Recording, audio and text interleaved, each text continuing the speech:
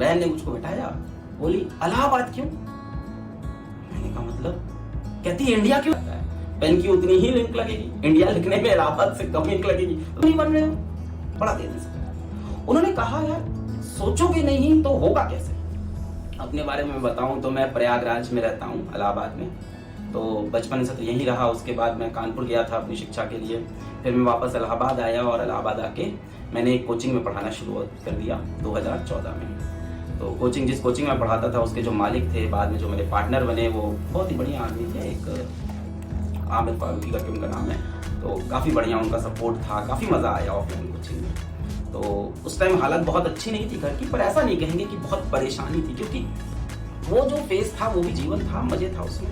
एक बाइक थी हमारे पास स्प्लेंडर, जो बाइक भी उन्हीं ने दे रखी थी, पार्टनर ने, उन्हीं की बाइक थी स्प्लेंडर। तो बड़ा उनका आभारी रहा मैं हमेशा कि उन्होंने बड़ा सपोर्ट किया उस समय मेरा। और उस बाइक से मैं जाता था और मज़ा आता था उस समय, उसमें भी मज़ा था।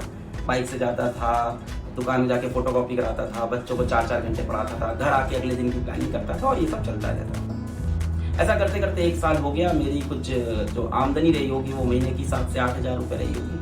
अगले साल वो आमदनी कुछ बढ़ गई, 40-50 हज़ार रुपये हो गई। अच्छा करने लगे, लोग जानने लगे आसपास के उधर रीजन में। इलाहाबाद में एक जगह है करेली नाम से, वहाँ मैं पढ़ाता था। तो आसपास के लोग जानने लगे कि हाँ ये बढ़िया फिजिक्स पढ़ाते हैं। तो जब ऐसा चल रहा था तो मैं डायरी में कुछ चीज़ें लिखता था, क्योंकि मैं अपने आप को बहुत एम्बिशियस समझता था। मैं आज भी समझता हूँ कि बड़ा एम्बिशन था कि ज़िंदगी में कुछ करना है, कुछ बड़ा करना है, ऐसा मुझे लगता था। तो मैं डायरी में लिखता रहता था कि अब मेरे को इस तरह से अचीव करना है, इतने रिजल्ट लेके आने हैं। कई बार पैसों के लिए भी लिखा, जो सच्चाई है कि अगले साल मेरे को इतने पैसे कमा लेने हैं, सब चीज़ें थी। तो मैंने डायरी में एक जगह लिखा कि 2017 तक, ये 2014 या 15 की बात है, 15 की बात है, 2017 तक मैं प्रयागराज का, उस टाइम इलाहाबाद नाम था इसका, मैं इलाहाबाद का सर्वश्रेष्ठ फिजिक्स का टीचर बनूंगा। By 2017 I will be the best teacher of physics of Allahabad, क्योंकि मैं बहुत एम्बिशियस था। पर अभी यहाँ ट्विस्ट आने वाला है। वो डायरी मेरी बहन के हाथ में लग गई। मेरी बहन से मेरा काफ़ी अच्छा रिश्ता रहा है बचपन से, काफ़ी सपोर्ट रहा है पूरे जीवन में, और काफ़ी बात करते हैं हम लोग आपस में।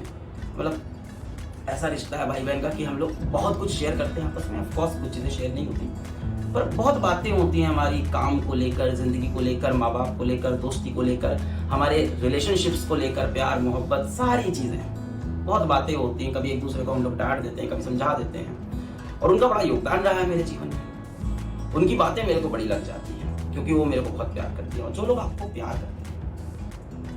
प्यार करते हैं, उनका इंटेंशन आपके लिए बहुत अच्छा होता है। तो उनके हाथ वो डायरी लग गई, उन्होंने पढ़ा, और उन्हें मेरे को लगा कि मतलब मेरे को तो शर्म आ रही थी कि वो डायरी पढ़ लेगी तो मेरी तो बेइज्जती हो जाएगी। क्या बड़े सपने देख रहा है कि by 2017 I will be the best teacher of Allahabad, best physics teacher.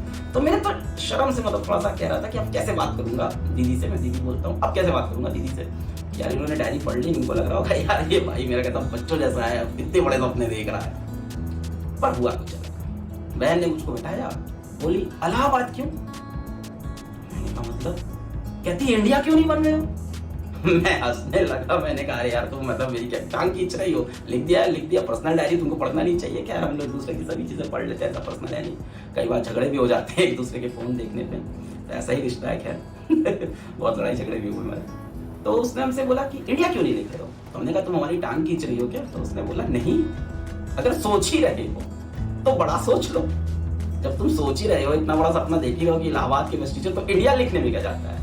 Pen की उतनी ही लिंक लगेगी, इंडिया लिखने में इलाहाबाद से कम लिंक लगेगी, तो तुमको इंडिया लिख देना चाहिए था। तो मैं हंस रहा था। तो मेरी बहन ने एक बड़ी अच्छी लाइन बोली, जो उस समय तो इतनी महत्वपूर्ण नहीं लगी थी। धीमे धीमे बहन की बातें मेरे को समझ में आने लगी। जीवन में काफी सहज उनका जीवन है कहा जाएगा हमारी बहन का, और काफी योगदान है हमारे जीवन में। काफी वो मोटिवेट करती रही हमको हमारे पूरे फेजेस में।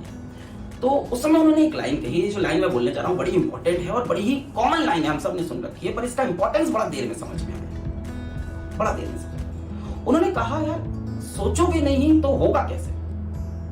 अब उस समय तो मेरे को इतनी क्लिक नहीं लगी लाइन। उन्होंने बोला सोचोगे नहीं तो होगा कैसे। अच्छा, अपनी बहन की बातों को मैं बहुत सीरियसली लेता हूँ, ऐसा नहीं है, बट उस टाइम मुझे ये बात इतनी बढ़िया लगी, बट हाँ दिमाग में चली गई थी, सोचोगे नहीं तो होगा कैसे। और ये बात कितनी सही थी। आज 2020 आ गया है और आप सबके प्यार से मुझे भारत में कितने ही लोग जानते होंगे, मैं ये नहीं कह रहा मैं भारत का सर्वश्रेष्ठ टीचर बन चुका हूँ, और अब तो मैं ये भी समझ चुका हूँ कि सर्वश्रेष्ठ कुछ नहीं होता, बेस्ट कुछ नहीं होता। वो तो बचपना था, 2015 का बचपना था, जब मैं आज से 6 साल छोटा था यार, बहुत ही छोटा था, है ना, तो तब का बचपना था। पर तब मैं सिर्फ ये सोचता था कि मैं पूरे इलाहाबाद को सिर्फ पढ़ा दूं तो मेरे लिए बहुत बड़ी बात है। आज पूरे इंडिया को पढ़ाने का मौका मिल चुका है। तो कितनी खूबसूरत सी बात है ये कि अगर आप सोचेंगे नहीं कोई चीज तो वो होगी कैसे।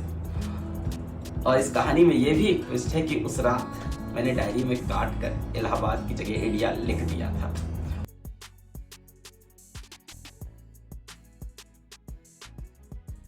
और मैंने भी सोच लिया था, मैंने उस थिंक बिग के प्रोसेस में खुद को दे दिया था, क्योंकि बात यदि यार सपना देख ही रहे हो तो बड़ा देख लो।